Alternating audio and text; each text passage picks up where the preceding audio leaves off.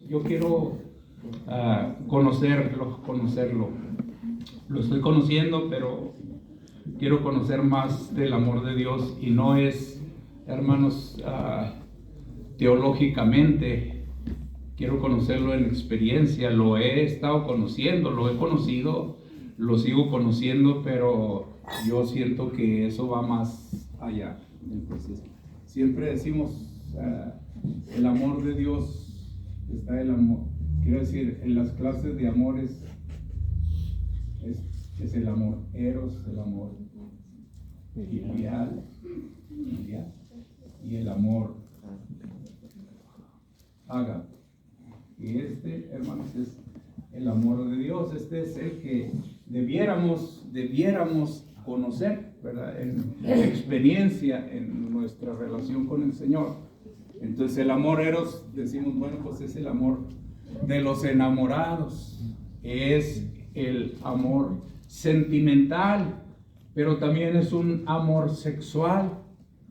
Es un amor, podemos decir, un amor natural, que por naturaleza todos los seres humanos, ¿verdad?, venimos con esa forma de sentimiento. Pero el amor filial es un amor de familia, ¿verdad? Es un amor fraternal. Por eso la iglesia de Filadelfia, ¿verdad? Filial, Filadelfia. Era un amor fraternal que había entre ellos, pero lo que yo quisiera conocer más ampliamente es el amor de Dios, que no tiene comparación.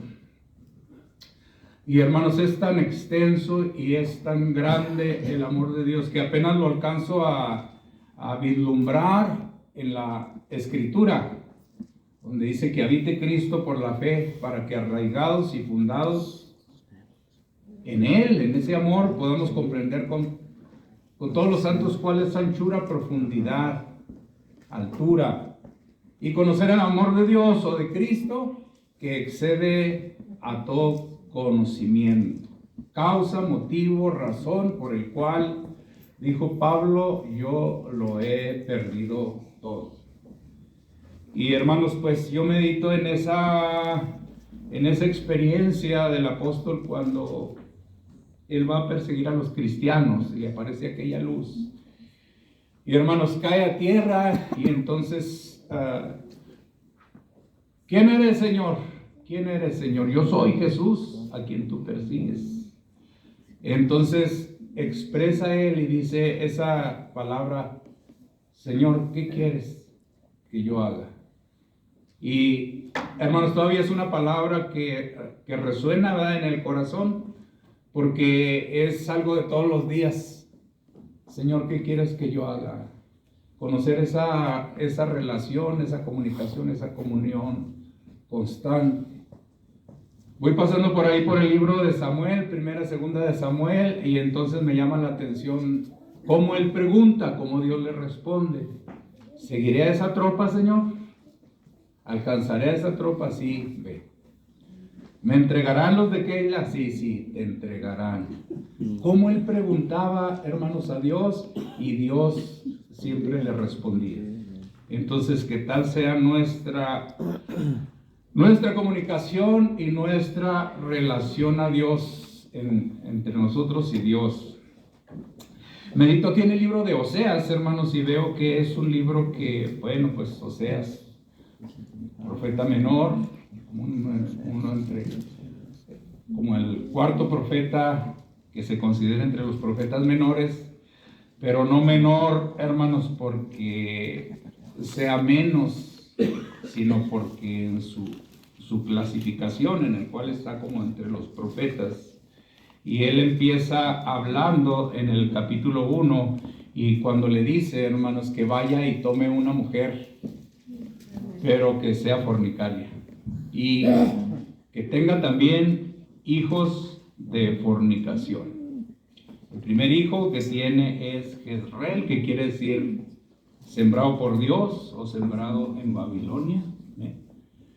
Y luego tiene también una hija que se llama Lo-Ruama, y luego un hijo que se llama Lo-Amí, que quiere decir no pueblo mío, no tienen nada que ver porque sus hijos son hijos de fornicación, entonces no tiene que ver nada. Esa es la condición, esa es la enseñanza, pues, es la enseñanza de que de dónde Dios estaba trayendo o atrayendo a su pueblo, de una ramera, Gomer, que se llama, quiere decir remate o cumplimiento.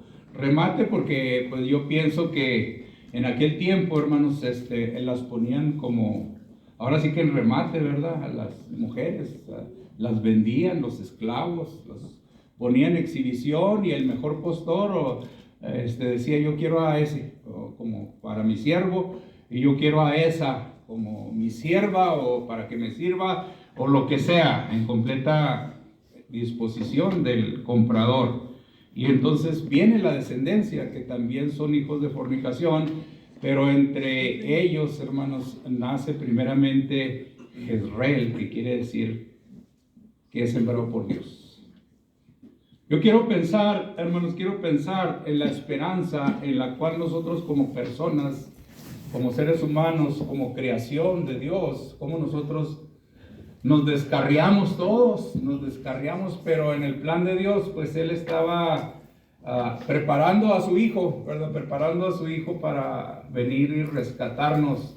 Entonces, fuimos perdidos, sí, pero había una esperanza. Yo no la sabía, yo no la conocía, pero en el plan de Dios había una esperanza. Aquí está Jezreel, que habla de una simiente o habla de una semilla, porque es sembrado por Dios. Qué bueno es pensar, hermanos, en nuestra condición pasada, pero como digo yo, hermanos, a mí me trae a un lugar de reflexión y de agradecimiento a Dios. O sea, ¿por qué tuvimos que vagar tanto? ¿O por qué tuvimos que pecar tanto? ¿Por qué tuvimos que descarriarnos a tal grado, verdad? Pero bendito sea Dios que un día Él nos dio entendimiento. Yo ni siquiera lo atribuyo a mí mismo, que pude reflexionar y decidí. Es aquí donde es poco complicado la doctrina de la libre elección, ¿verdad? O la la doctrina de Calvino, ¿verdad? La doctrina de Calvino y la doctrina de los arminianos. Y a veces es un poco difícil ubicar, ¿verdad?, cada una de las corrientes, hermanos, porque yo creo que yo tuve, Dios me puso con libre albedrío, eso lo creo. Pero, hermanos, cuando Él vino a mi vida, entonces yo no sé cómo fue, porque yo no era una buena persona, ni siquiera le buscaba. Ahora yo sé que la palabra de Dios no funciona así, que a este sí, a este no, a este sí. Yo no creo que sea así, porque, hermanos, Él dice, aquí yo estoy a la puerta, ¿verdad? Y llamo. Si alguno abriere su corazón, entonces yo entraré en él, ¿verdad? Cenaré con él y él conmigo. Mientras yo no abra esa puerta, yo sí creo que mucho tiempo Él estuvo tocando a la puerta, y, hermanos, yo endurecía mi corazón, pero bendito sea Dios que mi corazón un día dio lugar para que Él viniera y habitara. Ahí fue donde yo empecé a entender, y dije yo, qué grande es el amor de Cristo. ¿Por qué a mí, Señor? ¿Por qué a mí? Si había tantas gentes en el mundo, tantas gentes, tantas personas mejores, de mejor reputación, pero el Señor, la salvación que vino a mi vida, pues fue real, y ahí fue donde yo empecé a conocer el amor de Cristo. Cuando tienes tus hijos, hermanos, entonces ya en el capítulo 2 empieza diciendo, decid a vuestros hermanos a mí y a vuestras hermanas Roama. ¿Por qué cambió Dios? Si no éramos pueblo y ahora nos encontramos que somos pueblo de Dios. Ahí donde se les fue dicho, vosotros no sois pueblo de Dios, ahí se les será dicho, vosotros sois hijos del Dios bendito. Y hermanos, pues estábamos lejos y muy lejos de la república, de la ciudadanía de Dios, ajenos a los pactos y a las promesas de Dios. Pero llegó el momento en que por su sangre y por su sacrificio de los dos, dice, vino e hizo uno. Oh, profundidad, dice ahí en Romanos. Oh, profundidad de la riqueza de Cristo, de las sabidurías del Señor. Cuán incomprensibles son sus juicios, sus obras, nuestro Dios. Hermanos, servimos a un Dios grande, grande, grande, un Dios poderoso, y le hemos estado empezando a conocer, dijéramos, en las cosas más pequeñas, pero no son pequeñas las cosas y las obras que Dios ha hecho con nosotros. De modo que las cosas que hemos experimentado, cómo Dios nos ha salvado, cómo Dios nos ha sanado, cómo Dios nos ha liberado de tantas cosas, hermanos, sin duda que tendremos más adelante cosas preciosas. Y también dirá, como dijo el apóstol Pablo, yo le mostraré cuántas cosas tenga de sufrir por mi causa, porque instrumento me es para llevar la obra adelante. Hermanos, yo tengo 68 años. Sí, ¿verdad, viejito? ¿Estoy bien? Porque a veces dice que me pongo menos. 68 años. Y ya son algunos, hermano Juan. Ya son algunos añitos. Pero le digo al Señor, viene la pregunta del apóstol. Me digo, Señor, ¿qué quieres que haga? ¿Qué quieres que haga?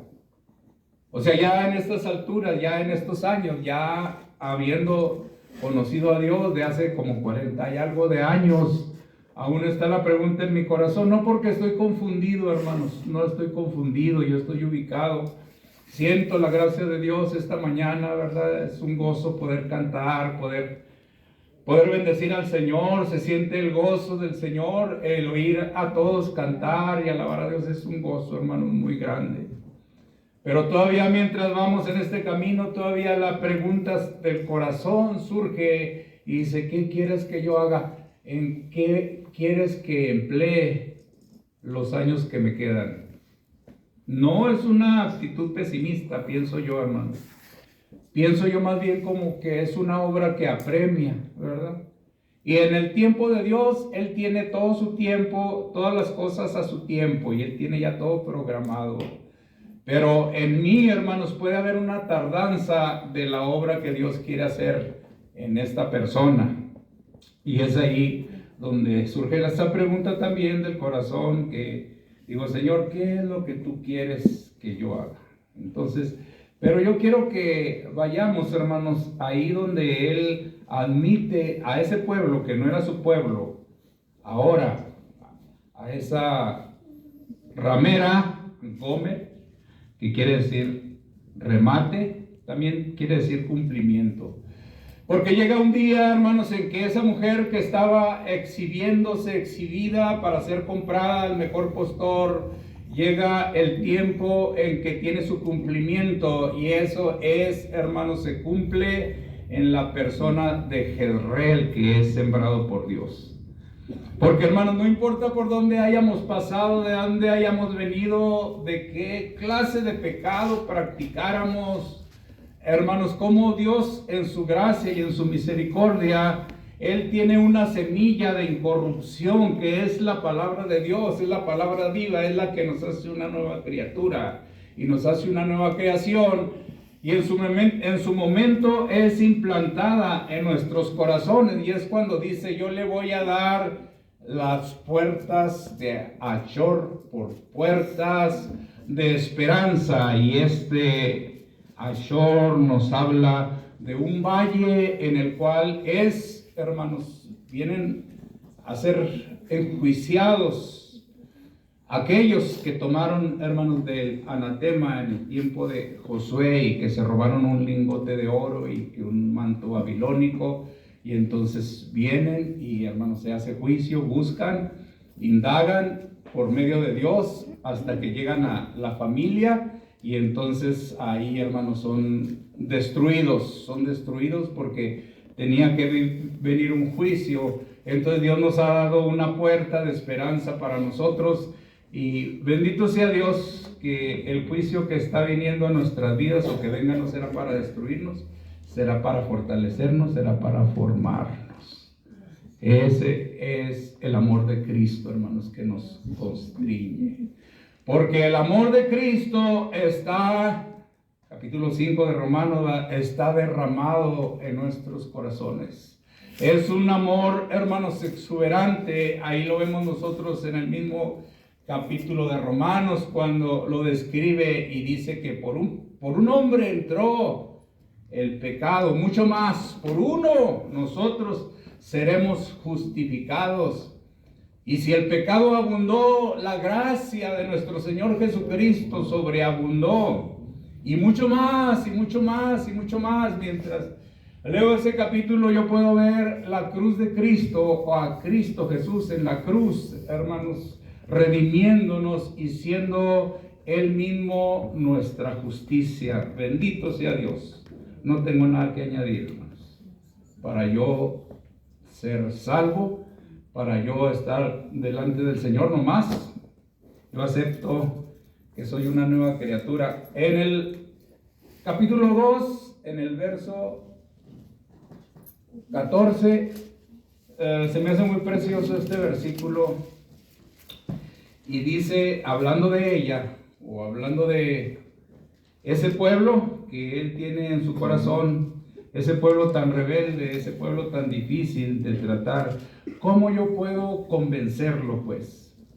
¿Cómo puedo yo hacerlo que recapacite, que piense correctamente? Porque yo, hermanos, por naturaleza soy tan rebelde. Me compartía la hermana Ceci y me decía, me quedé pensando en ello, en lo que decías. ¿Por qué me decías como que hay otra persona, ¿verdad? Como que hay otra persona. Y dice, no será como Alfredo, que Alfredo dice que como que se le cambiaba la cara o no sé qué. Pero no, yo pienso que es diferente. No sé de qué manera lo diría Alfredo, ¿verdad? Alfredo, el hermano de Pepe. Pero, o sea, cuando la hermana, me quedo pensando en lo que dice, como que soy otra persona, como que hay dos personas dentro de mí. Y esa persona, pues, me imagino que es una persona mala o fea, ¿verdad? Pero hay una persona buena también dentro de mí. Hay dos naturalezas. Porque, examínense ustedes, hermanos, díganme. Yo he visto cuando alguien se mete droga, el rostro cambia inmediatamente. Pues sí. Es fácil identificar, hermanos, a una persona que anda mal. Es fácil identificar a un drogadicto. Yo no sé cómo diferenciar de uno que usa heroína, uno que usa marihuana. Pero no se trata de la droga, o sea, el enemigo. Entrando el enemigo nos hace cambiar el rostro. Pues sí. Y hermanos, pero a nosotros también nos los cambia, ¿eh? Y nosotros no andamos ya en las drogas, ni en el cigarro, hermanos. Pero, hermanos, por la falta de la sabiduría de Dios, ¿mande? La ira te transforma. La carnota, sí, hermanos, pues esa. Entonces, pero sabe que esa persona, como que es bien amigota mía. Es bien amiga porque cada vez la veo que sale.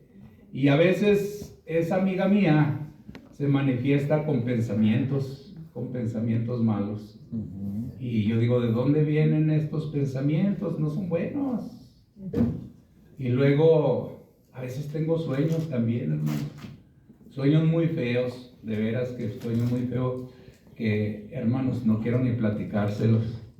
Y me pregunto, si yo soy redimido, si yo soy una nueva criatura, ¿por qué sueño cosas feas?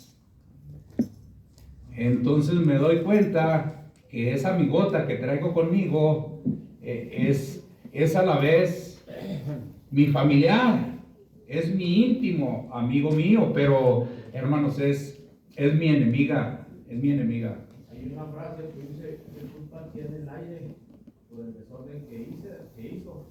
Y yo fui el que le abrí la ventana. Pero no es una canción esa. No, hermano, ahora está poético. Y es que, por ejemplo, uno abre la puerta. Sí. Uno abre la puerta y entra el desorden. Y le echa la culpa a uno, al enemigo. Pero realmente uno fue el que. Pues sí. Con eso me acuerdo mucho del hermano González. Fue cuando primera vez lo oí yo esta frase, de que nosotros no tenemos culpa de que las aves pasen por nuestras cabezas, pero sí tenemos culpa de que vengan y hagan nido en nuestra cabeza. Imagínense yo con un nido de pájaros aquí, hermano. O sea, pues los pensamientos son como aves, ¿verdad? Que vienen. Y si yo no los espanto, entonces vienen y hacen nido ahí en mi cabecita, y ahí estoy pensando y cosas que no deben de ser. Y hermanos, y si yo no me pongo listo, aquel pensamiento crece, y entonces crece el deseo dentro de mí, y luego voy más allá y llego a ejecutarlo, y es ahí donde se concibe el pecado. Pero primeramente empieza por un pensamiento. Entonces, pero me da vergüenza esos sueños, y yo digo, pues estaré así de plano, tan así, ¿por qué? Nos dijo la otra vez la hermana Ceci: ¿ustedes sí han soñado desnudos? Pues hermanos, hay cosas más vergonzosas todavía, pero decimos, ¿por qué es que somos tocados? Por la calle. Ajá. Bueno, algo Dios quiere enseñarnos, hermanos. A veces no son solamente sueños de la carne, ¿verdad? A veces Dios habla por medio de sueños también, pero nos avergüenza. Ahora sí decimos: Señor, yo quiero llegar y ser confrontado por ti, y quiero llevar lo que tenga que pasar para no ser avergonzado en público, para no ser exhibido. Bendito sea nuestro Señor Jesucristo, que Él no es de esas personas, ¿verdad? Que dice: mira, aquí está este fulano de tal, es esto, ustedes no sabían pero él es esto y esto. No, Él en el secreto, hermanos, nos hace comprender sabiduría, nos enseña y nos amonesta, y si nosotros somos dóciles, entonces acataremos a la voz de Dios. Pero dice Dios: ¿cómo yo puedo hablar con mi pueblo de tal manera que ellos puedan reflexionar, que se puedan volver a mí, pero de una vez por todas? Ese es el mensaje, hermanos, en este libro de Oseas, cuando él está hablando de un pueblo rebelde. Él quiere ser el Dios de ellos, y también quiere que ellos lo reconozcan a Él como su Dios. O sea, el pueblo para Dios y Dios para su pueblo. Pero, hermanos, en una relación que no haya príncipes de por medio, ni reyes, hermanos, de por medio, que sea solamente la comunión entre Dios y su pueblo. Que lleguemos a un lugar y dice: porque este es el nuevo pacto, yo pondré, a ver si alcanzamos a llegar ahí, yo pondré mis leyes en sus corazones. Lo podemos ver en el capítulo 8 de Hebreos, y tenemos ahí también una reflexión. En el libro de Hebreos, en el capítulo 8, dice, ahorita volvemos ahí a Oseas, donde estamos empezando. Dice en el versículo 10, dice: por lo cual, este es el pacto que ordenaré con la casa de Israel. Después de aquellos días, dice el Señor, de aquellos días, yo creo que está hablando, hermanos, de el sacrificio de nuestro Señor Jesucristo para acá. Daré mis leyes en el alma de ellos, y sobre el corazón de ellos las escribiré. Daré mis leyes en el alma. y sobre el corazón de ellos las escribiré. Pongan mucha atención, hermanos, porque si vamos ahí en el capítulo 10, hace la misma referencia, pero hermanos, nos deja una reflexión aquí. Dice, ¿mande? Sí. Vamos un poquito más arriba, en el 14, verso 14. Porque con una sola ofrenda hizo perfectos para siempre a los santificados. Y atestiguan lo mismo el Espíritu Santo, que después que dijo: este es el pacto que haré con ellos. Después de aquellos días, dice el Señor, daré mis leyes en sus corazones y en sus almas las añadiré. Si podemos ver, hermanos, la diferencia. ¿Sí? ¿Lo vieron? Bueno, sí. Pero dice en donde leamos primero, en el capítulo 8, en el verso 9, daré mis leyes en el alma, y sobre el corazón de ellos las escribiré. Y aquí dice, daré mis leyes en sus corazones, como que dijera al revés, y en sus almas las escribiré, y nunca más me acordaré de sus pecados. Porque el Señor está interesado, hermanos, no solamente de poner sus leyes y sus mandamientos en nuestra alma, sino también en nuestros corazones. Tan importante es para Dios escribirlas en nuestras almas como escribirlas en nuestros corazones. Por eso, ¿verdad? En una parte dice de una manera y en el otro, aquí en el capítulo 10, dice de otra manera. Pero al final lo que quiere dar a entender, hermanos, es que es muy importante que sus leyes y sus mandamientos sean escritos o sean impregnados en nuestras almas y en nuestros corazones. ¿Para qué, hermanos? Para que hagamos sus mandamientos y nunca nos apartemos de Dios. Solamente así. No hay otra forma, no hay otra manera, pero hermanos, es el nuevo pacto. Y hermanos, una vez que sus leyes y sus mandamientos sean impregnados y sean grabados y los llevemos aquí para donde quiera que vayamos, entonces ninguno enseñará a su prójimo ni dirá conoce al Señor, porque todos le conocerán, desde el más pequeño hasta el más grande. Y se ponían, hermanos, las filacterías, las grababan en sus brazos y se las enredaban y caminaban y andaban para acá y para allá, y llevaban los textos, hermanos, escritos en sus cuerpos. Incluso el sacerdote llevaba en su diadema santidad a Jehová. Pero, hermanos, es esto algo que va más allá, porque Él lo está haciendo en nuestras almas y en nuestros corazones, hermanos. No es algo que se quita, no es algo que luego se pone, es algo que siempre lo voy a llevar. El temor de Dios en mi corazón siempre, donde quiera que sea. No importa que los hermanos no estén, hay uno, hermanos, que me está siempre vigilando. De modo que yendo ahí a Oseas, en su capítulo 2, verso 14, pero he aquí yo la induciré y la llevaré al desierto y hablaré a su corazón. Yo le pido a Dios que haga esa obra en mi vida. Y cuando dice yo la induciré, parece que nosotros lo hemos tomado en nuestro vocabulario, ¿verdad? En otra manera. Como que siempre pensamos, es que tú lo induciste, es que tú lo llevaste allá, ¿verdad? Ya sea a las drogas o a robar o a lo que sea, a las cosas malas. Entonces yo aquí tropiezo un poco, pero empiezo a entender que hay una forma de seducción de parte de Dios. Hay una manera de convencerme el Señor en lo profundo de mi corazón. Hay una forma de Dios de cautivarme y de llevarme, como dice, el amor de Cristo me constriñe. Vamos a decir, el amor de Dios que está implantado en mi corazón me lleva a hacer aquellas cosas que son de Dios.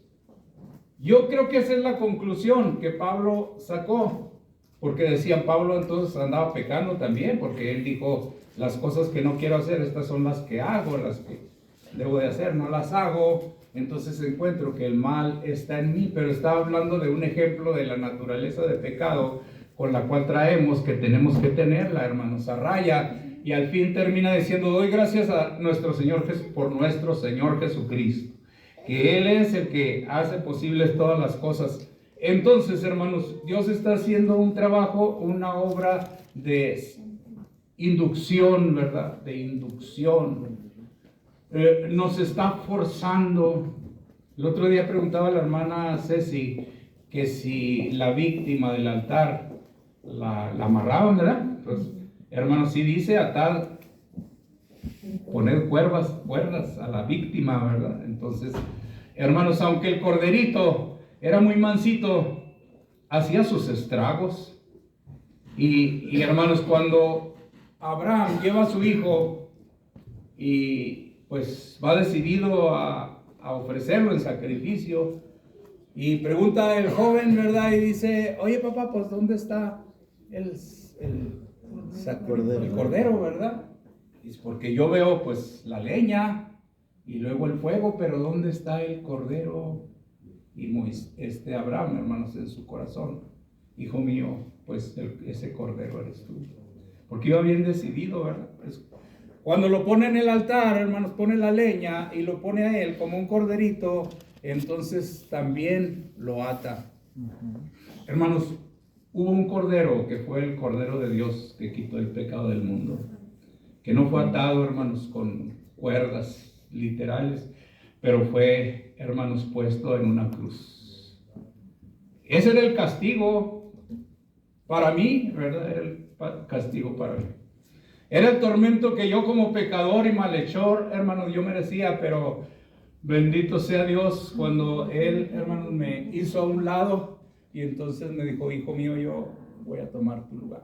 Y es cuando yo decía: Señor, ¿por qué? O sea, ¿por qué lo hiciste? ¿Por qué ese amor tan grande?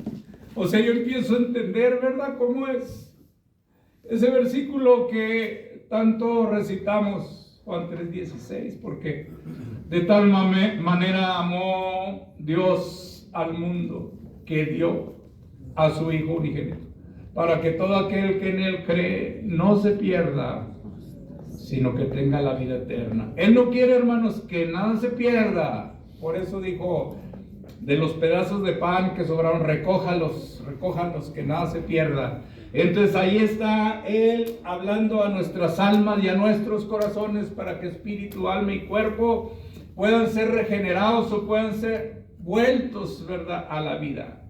Ya Él ha puesto su Espíritu Santo en el cual ha empezado esa obra de regeneración. Entonces tengo, hermanos, por la gracia y la misericordia de Dios, la capacidad de amar. No solamente a ustedes, hermanos, los cuales tienen un gran lugar en mi corazón, como dijo el hermano, son mi familia. Pero esto me induce, hermanos, de una manera forzada, en el buen sentido de la palabra, a amar a Dios. Entonces, ¿qué, hermanos? Bien, surge la pregunta: ¿qué nos del amor de Cristo?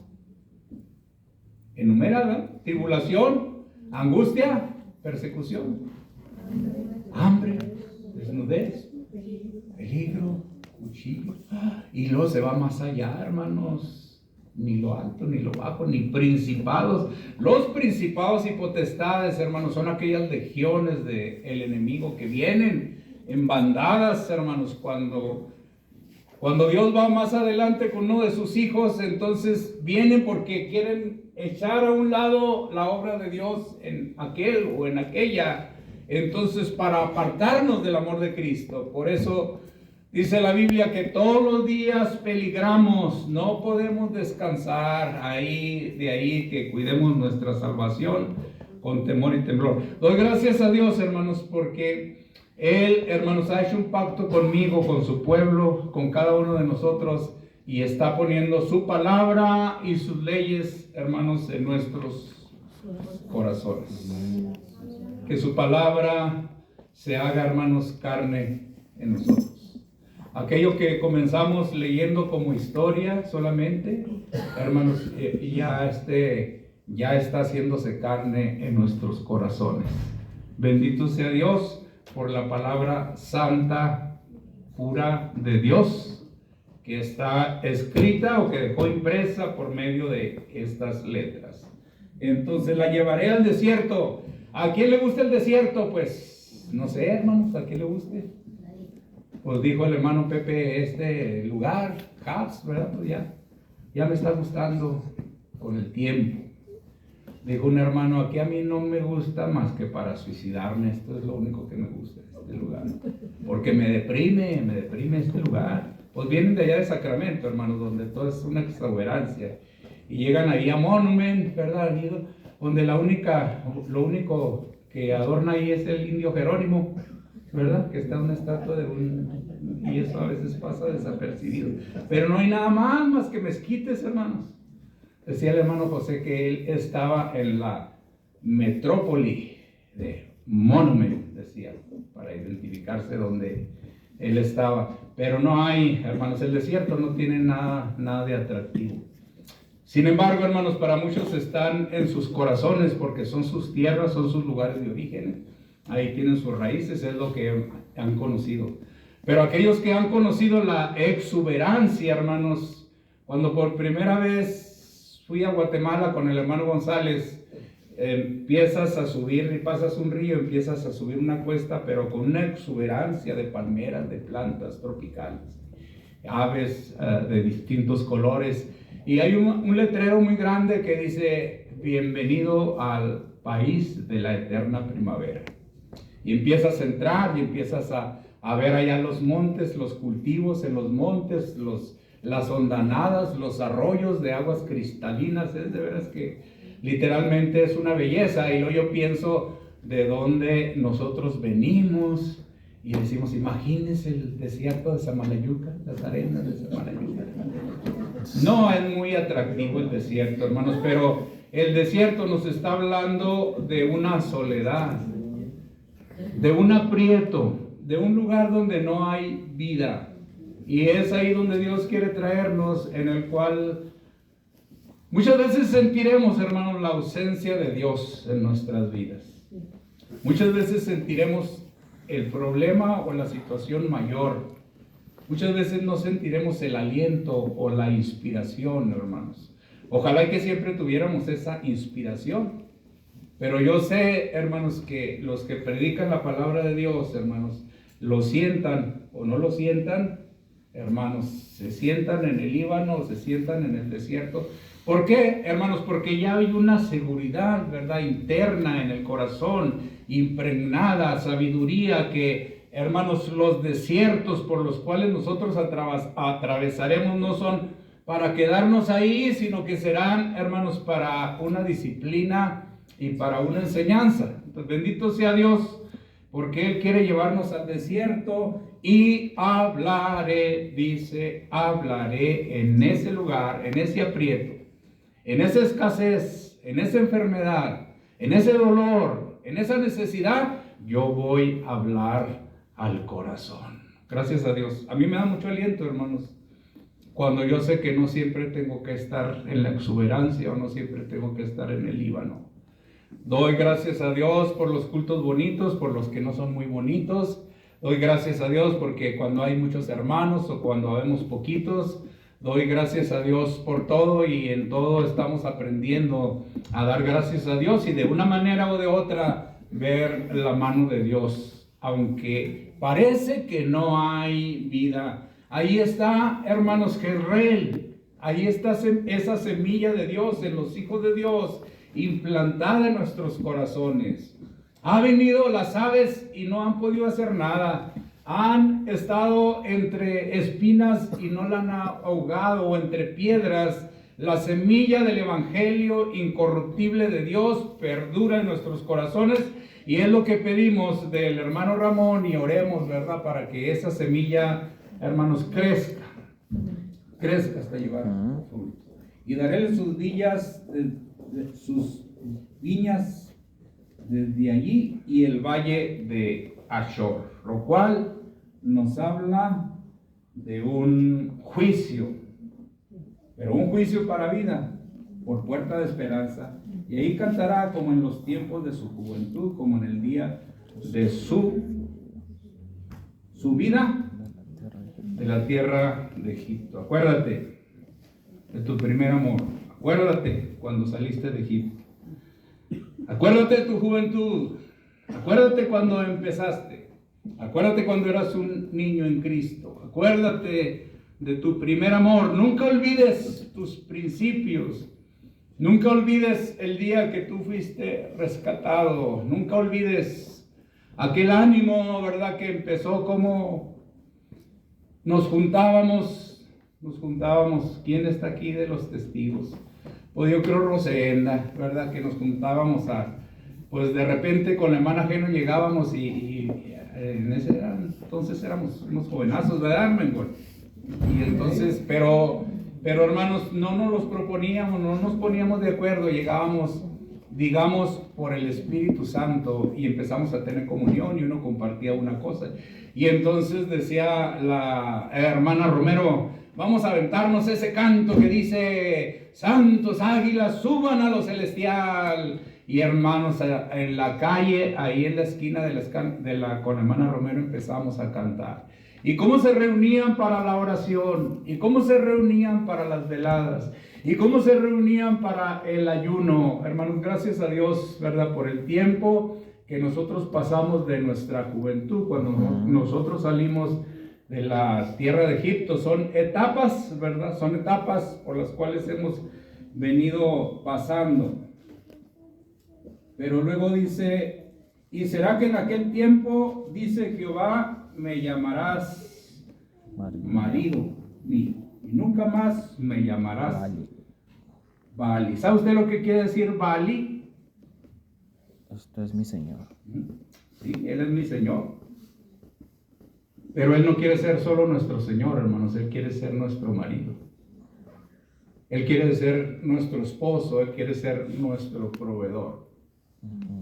Si yo le digo mi Señor, yo sé que es correcto, hermanos, y con toda reverencia, yo debo decirle, Señor, mi Señor, tú eres mi Señor. Pero el Señor me abraza y me dice, yo no soy solo tu Señor, yo soy tu marido. Yo soy quien te formé, yo soy tu hacedor. Yo te abrazo de tal manera que nada te faltará. Yo seré tu pastor siempre, por donde quiera que tú vayas, ¿verdad? Yo seré contigo. Bendito sea Dios por esa provisión, porque quitaré de su boca los nombres de los Baales y nunca más serán mentados por sus nombres. Y haré por ellos concierto en aquel tiempo con las bestias del campo y con las aves del cielo, con las serpientes de la tierra. Hay un concierto, quebraré el arco y espada y batalla de la tierra y harélos dormir seguros. ¿Saben ustedes cuál es ese concierto, hermanos? No porque las letritas que están ahí me manden a Isaías capítulo 11, pero me da testimonio. Ahí donde dice en Isaías, a ver si lo vemos ahí en capítulo 11, donde dice, bueno, podemos leer donde dice, será cinto de sus riñones la fidelidad, seguidor de sus riñones. Y morará el lobo. Fíjese bien, hermano, usted que conoce los animalitos y la naturaleza, usted que ha tenido más animalitos de esta especie, hermano César. Morará el lobo con el cordero, ¿cómo es posible? El tigre con el cabrito, ¿cómo es posible? Se acostará. Y el becerro y el león y la bestia doméstica andarán juntos. Y un niño los pastoreará. Y la vaca y la osa pacerán sus crías y se echarán juntas. Y el león, como el buey, comerá paja. Y el niño de teta se entretendrá sobre la cueva del áspid, y el recién destetado extenderá su mano sobre la caverna del basilisco, y dice que ya no más harán daño en mi santo monte, porque, hermanos, esa naturaleza de león, de leopardo, de lobo, hermanos, será una junto con el cordero y con la vaca y con el animal doméstico, no habrá daño. Y entonces decimos, bueno, pues todo esto apunta para el tiempo del milenio, ¿verdad? Parece que apunta para el tiempo del milenio, Pero ese es el concierto que Dios quiere hacer con nosotros y con su pueblo, y quiere traernos a un lugar donde la naturaleza misma vuelva a ser sujeta a nosotros, como cuando lo hizo en la persona de Adán, cuando le dijo: tú vas a tener autoridad sobre todas las bestias, sobre las aves. Y hermanos, si nuestro Señor Jesucristo tenía tal autoridad, ¿verdad?, que Él podía reprender la tempestad. Hermanos, Él tenía dominio y tenía naturaleza. Este es el concierto, hermanos, al cual Él quiere traernos. Yo siento que Dios tiene un plan, ¿verdad?, maravilloso para nosotros. Bueno, y te desposaré conmigo para siempre, desposarte conmigo en justicia, juicio y misericordia. Esa es la obra que Dios quiere hacer.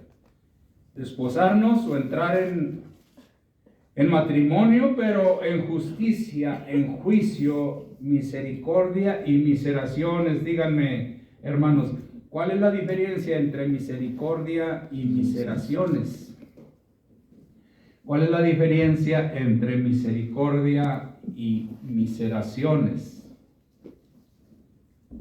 Miseraciones, Víctor, podemos compararlo con la palabra piedad, algo más profundo. Miseraciones. ¿Y la misericordia? Amar la miseria. Porque la misericordia, hermanos, es amar a quien no merece ser amado. Que eso es lo que hizo nuestro Señor Jesucristo conmigo, pues, con cada uno de nosotros. Pero las miseraciones, cierto, es las que salen, hermanos, de las entrañas, de lo más profundo de Dios. ¿Cómo nos vamos a apartar, hermanos, de Dios? ¿Cómo podremos tener voluntad? ¿Qué pasó, hermano? Dice que miseración es compasión de los trabajos y miserias ajenas. Sí, pero la compasión, sin duda, hermanos, nace de lo más profundo, ¿verdad?, del ser. En este caso de Dios, las miseraciones de nuestro Dios. Bendito sea Dios. Es que es muy grande, hermanos, el amor de Dios para conmigo. Ya si me voy es porque de plano soy un testarudo y malagradecido y necio. Pero yo veo el amor de Dios, hermanos, que me rodea, me cubre, ¿verdad?, y me protege, me provee. Gracias a Dios por el amor de Dios que Él ha derramado en nuestros corazones por medio de su Espíritu Santo. Entonces dice: y la tierra responderá al trigo y al vino y al aceite, y ellos responderán a Jezreel. Aquí está de nuevo Jezreel. Como empieza, termina. Aquí está el que fue sembrado por Dios. Aquí tendremos la abundancia del trigo, de la palabra, del vino, su presencia, el Espíritu Santo, el aceite, nuestras vidas, y sembraré para mí en la tierra, y tendré misericordia de los Ruama, y diré a mí, pueblo mío, y también él dirá: Dios es mi Dios. Aquella que era desechada, aquella que dijo a la no amada, a la que era no pueblo mío, entonces termina diciendo que al fin dice: esa no amada es su amada, y ese pueblo es el pueblo de Dios. Un pueblo para Dios, y Dios, ¿verdad?, que sea para su pueblo. Que Dios bendiga a cada uno de ustedes. Yo con estas palabras agradezco al Señor y trato de describir el grande amor del Señor. Si yo me arraigo, hermanos, en ese amor profundo de Dios, yo sé que nada de lo que venga podrá apartarme. Por eso cantamos: nunca, Dios mío, cesarán mis labios. Esa es mi propuesta. Ahorita estoy bien, hermanos. Yo digo, pues las pruebillas que vienen, ¿verdad?, no son tan grandes.